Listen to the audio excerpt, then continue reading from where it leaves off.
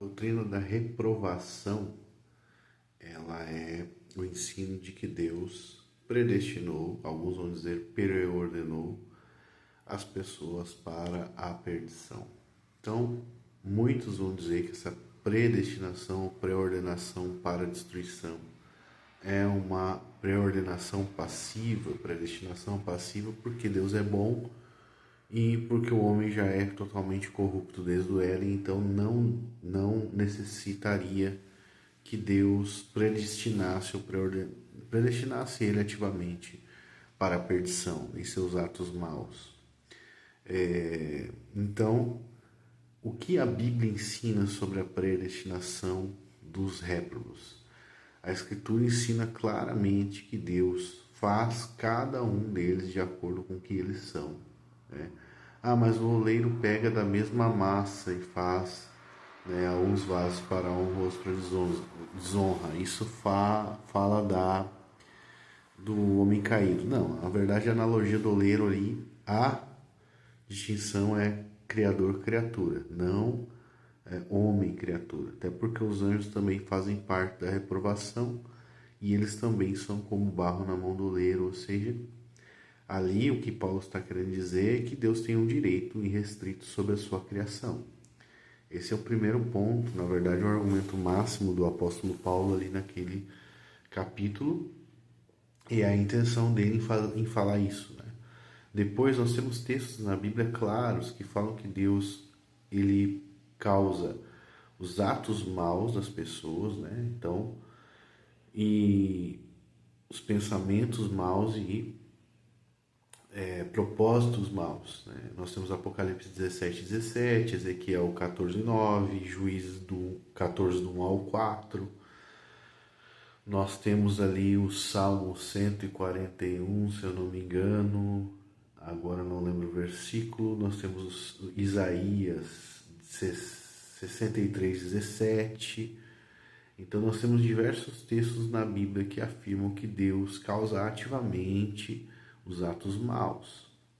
Nós temos também os textos bíblicos que dizem que Deus faz todas as coisas, Efésios 11, Eclesiastes 11:5. Então, todos esses textos eles vão falar sobre a doutrina não só da reprovação, mas da causalidade divina em absoluto, e que Deus faz isso de acordo com o plano, né, dele. Então, a ideia de reprovação passiva não é uma ideia da Bíblia, é uma ideia, uma tentativa de defender Deus de alguma acusação que não faz sentido, né? Porque a defesa de Deus, a defesa do apóstolo Paulo contra a acusação de que Deus seria injusto e que como que Deus pode responsabilizar o homem é dizendo que Deus tem o direito de fazê-lo, né? Então, que ele tem um direito soberano sobre a sua criação. E essa resposta é uma resposta maravilhosa, uma resposta que nos faz calar diante de Deus. Então, como seria então? Deus faz, sim, Deus endurece o coração de Faraó, Deus endurece o coração dos réprobos. Jesus, quando ele fala com os discípulos e eles estavam incrédulos pela ressurreição, o texto bíblico diz que ele repreendeu-lhes a incredulidade do coração. Ou seja, a incredulidade, a dureza do coração, né? O texto bíblico vai dizer.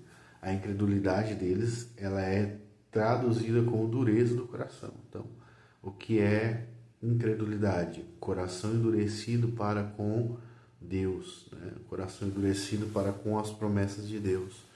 Quando lá em Hebreus ele diz, né, que não haja nenhum de vós, né, um perverso que vos aparte do Deus vivo, né, com o coração endurecido, ele vai falar sobre incredulidade. Então, a incredulidade e a dureza do coração são as mesmas coisas. Quem endurece o coração é Deus.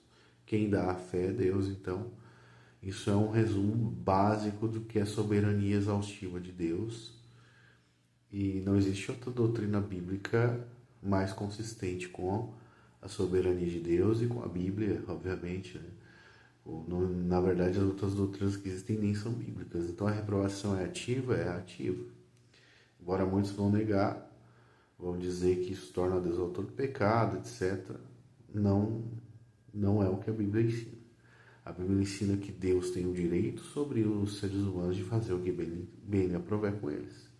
Deus endurece o coração de alguns, Deus os faz para ira. Seus atos maus são causados por Deus. A Bíblia não usa uma linguagem permissiva. Lá em Romanos, no capítulo 1, quando ela fala que Deus entrega eles suas próprias paixões, ela está falando como Deus julga uma pessoa que já é impenitente, já tem o coração endurecido, mas não diz que Deus não está ativamente trabalhando ali, né, nessas paixões deles também. Então, Deus entregou suas paixões, então Deus não está agindo ativamente na dureza deles. Não, Deus está. Deus está agindo porque Deus não deixa a natureza humana ociosa, Ele move todas as coisas, né? Atos 17, 28, né? Paulo vai falar que Deus move, né? Nele nos movemos, existimos e somos, né? Todas as coisas nele subsistem, né? Então nós temos que crer que essa natureza caída deles não fica ali parada. Deus causa, mas o diabo, Deus também controla o diabo. Deus causa o diabo fazer aquilo que ele quer. Nós devemos crer que a vontade de Deus para a nossa vida particular é nos fazer obedecer os seus mandamentos, nos fazer crer, nos fazer continuar cristãos, nos salvar, nos perdoar. A nossa responsabilidade pessoal, né, como crentes, como indivíduos, crer que nós somos eleitos, que nós somos chamados, que Deus vai operar em nós a obediência.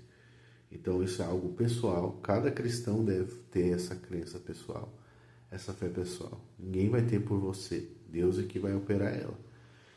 Então, medo da doutrina bíblica da reprovação é um sinal de incredulidade.